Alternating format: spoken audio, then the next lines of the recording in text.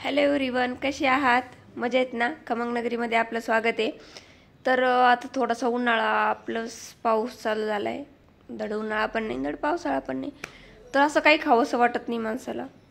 कोणती भाजी करावं काहीच समजत नाही. तर आपल्याच घरच्याच साहित्यामध्ये एक झटपट आपण भाजी बनवणार आहे. ती लहानांपासून मोठे सगळे आवडीने खाणार आहेत. तर मी कढई तापवलेली थोडीशी, त्यात तेल घातले, लसूण घेतलाय. लसणाची आपल्याला फोडणी द्यायची. तुम्ही ठेचून पण टाकू शकता, खूप छान फोडणी बसती. पण ठेचायला मला वेळ नव्हता म्हणून मग मी पटकन लसूण टाकलाय. थोडेसे जिरे टाकलेत आणि याला छान मस्त परतू द्यायचे.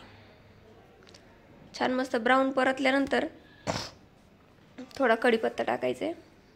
तुमच्याकडे जर कढीपत्ता असेल तर कढीपत्ता टाका, खूप छान टेस्ट येते. आणि कढीपत्ता पण थोडासा परतून घ्यायचा. काय तर थोडं उन्हाळा म्हटलं की भूक लागत नाही, काय खावा भाजी काय करावं. तर मी काय केलं, घरचेच आपले रोजचेच प्यारे प्यारे बटाटे घेतले. सॉरी,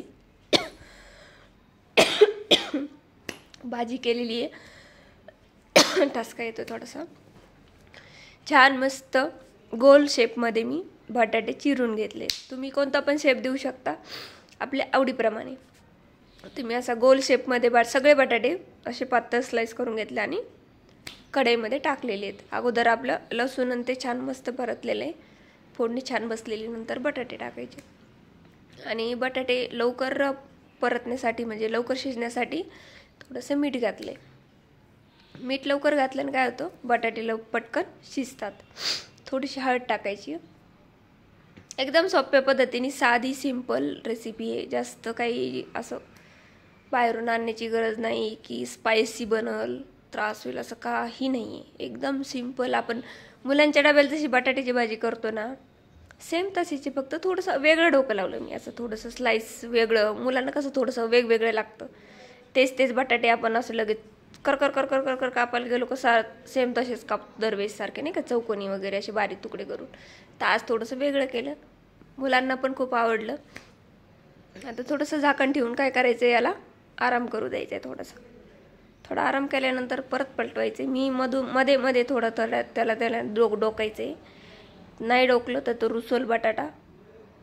त्याच्यामुळे काय करायचं, थोडंसं झाकण काढून त्याला डोकून बघितलं तरी बरं वाटेल. थोडंसं हलवून घ्यायचं, मग आणखीन बरं वाटेल. चला, आता एक कांदा घेतलाय, एक मोठा कांदा घेतलाय. तुम्ही छोटा असेल तर 2 घेऊ शकता. छान मस्त त्याचे कट करून घेतले, उभे स्लाइस करून घेतले आणि त्या पाकळ्या असे वेगवेगळे केले तर म्हणजे ते छान परतले जातात. आणि वरतून बटाट्याची वरती टाकून याला मिक्स करून घेतले. खूप सोपी रेसिपी, नक्की करून बघा. आणि हिरवी मिरची आवडत असेल तर हिरवी मिरची टाका. मी चिली फ्लेक्स टाकले. चिली फ्लेक्सनी छान टेस्ट येते हिरवी मिरचीपेक्षा. नक्की टाकून बघा. आणि मुलांच्या आवडीप्रमाणे तुम्हाला तिखट कसं लागतं त्या हिशोबाने टाका. आणि छान मस्त मिक्स करून घ्यायचे. झाले की नाही, कलरफुल भाजी, मस्त दिसायला पण छान आणि लागते पण खूप छान. आणि झाकण ठेवून याला परत थोडासा आराम करू द्यायचे. हे पहा थोडंसं ब्राऊन झालं. मी मध्ये थोडं हलवले, तो व्हिडिओ स्किप झाला आहे माझ्याकडनं. हे पहा खाली थोडंसं ब्राऊन झालं आहे आणि भाजी पण शिजलेली आहे. आता आपली भाजी पूर्ण शिजलेली बघा. थोडं दाबलं की कट जातोय लगेच, याचा अर्थ आपली भाजी रेडी आहे. तर नक्की झटपट तुम्ही टिफिनसाठी पण बनवा, किंवा कधी कंटाळा आला असेल, घाई असेल, भूक लागली, खूप पटकन होती ही भाजी. नक्की करून बघा. मस्त छान हिरवीगार कोथिंबीर. चला तर मग, व्हिडिओ आवडला असेल तर लाईक करा, शेअर करा. कोणी चॅनलवर नवीन असेल तर नक्की सबस्क्राईब करा. तुम्हाला व्हिडिओ आवडत असेल तर फ्रीमध्ये सबस्क्राईबचं बटन आहे, फ्रीमध्ये लाईकचं बटन आहे. कुठं पैसे द्यायची गरज नाही. नक्की दाबा, 1 मिनिटाचं काम आहे. एवढा व्हिडिओ बघितला तर व्हिडिओ आवडला असेल तर लाईक करा आणि सगळ्यांना शेअर करा. थँक्यू. हे पहा मस्त डिश बनवली मी फोटोसाठी. आणि म्हटलं छान फोटो झालेच पाहिजे, तर फोटोसाठी मी डिश बनवली होती. बघा सुटलं की नाही तोंडाला पाणी.